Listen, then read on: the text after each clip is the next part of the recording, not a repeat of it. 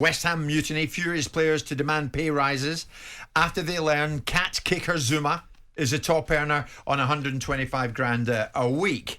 And they go on to tell us that West Ham indeed face a player mutiny over the wages after Zuma's fine for kicking his cat revealed that he's a club's top earner on 125 grand a week. Apparently, there is dissatisfaction amongst the squad that Zuma earns significantly more than they do, and they are now going to demand pay rises.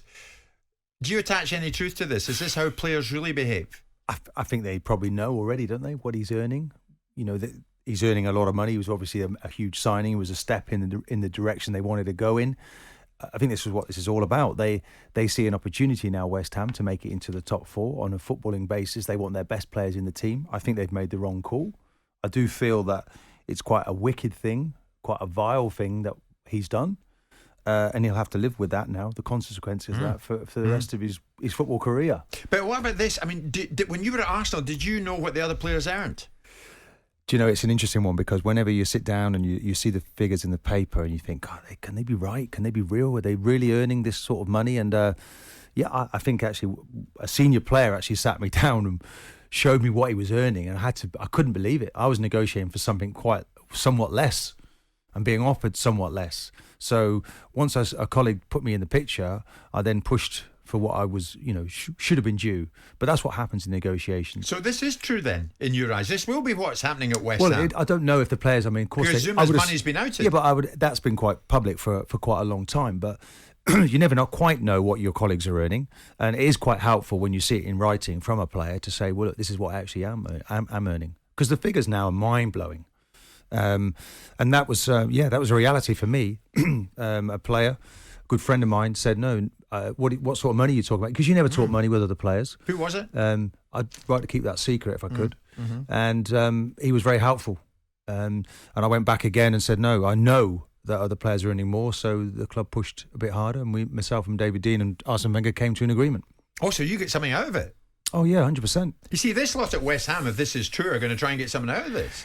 No. Look, I think it's not plausible. We were talking about Kurt Zuma's salary before he signed from Chelsea, and the basis of the problem that they had is that they needed to get towards £130,000 a week because that's what he was asking for.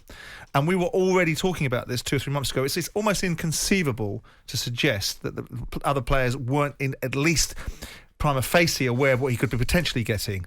I think this is an argument that might have been rumbling for some time, and it's a great opportunity for a newspaper to drop it at a time when it can make the players look even more dreadful than some of them might be Simon, looking already in terms of... The question is, does it have credence? I mean, when you were at the top of the House at Palace, did you face a queue of people saying, I've heard that so-and-so, for whatever reason, is on X, but I wouldn't entertain that conversation because you get paid what you're worth and you get worth what you're paid. And if you hide behind your agents negotiate for you, and if that's the deal you've got, that's the deal you've got. It's not my responsibility to put you in a situation where you get paid the same money as everybody else. That's down to your performances on the pitch. And what you do get is you get the same bonuses, you get the same win bonuses, you get the same opportunities. But you have to be tiers, successful. don't you? You have different tiers of wages that you have performance-based pay. You have people that are, some players get paid more money because their performances are higher. Some players get paid more money because they've come from a different club, and academy players developing get paid at different rates. It's just the nature of the beast. Yeah. The bottom line is that I think this is an article that's been created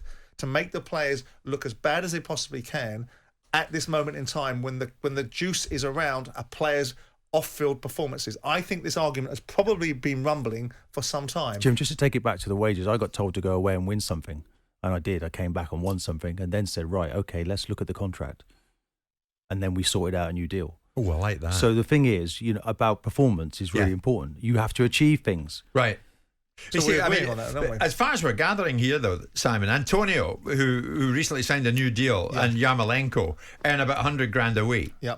So players who are deemed just as important as Zuma, like Declan, like Souček, Fornals, Kufal, earn a lot less. But Declan Rice has been Zuma. offered 2 or 3 contracts, I believe, but in it's the last deeply little while. unedifying about actually... And he's refused to sign those. Refused to sign them. It's something deeply unedifying about actually being privy to other people's wages. It's not really my business what your wages are, and it's not necessarily my business to make sure that whatever wages I get, you're privy to, so that the club can pay you more. No. I'm not a martyr. It's not my job to be a martyr. I understand that. You seem reasonably content in the knowledge that Martin and I are on much more than Simon, you are here. would you have got away with paying a player less if you could have got away with it, or would you be honest and fair to players? I like to think that you paid people what they were worth, and ultimately they were worth what they paid. It was the second part I always had a problem with, that they weren't necessarily worth what they were paid.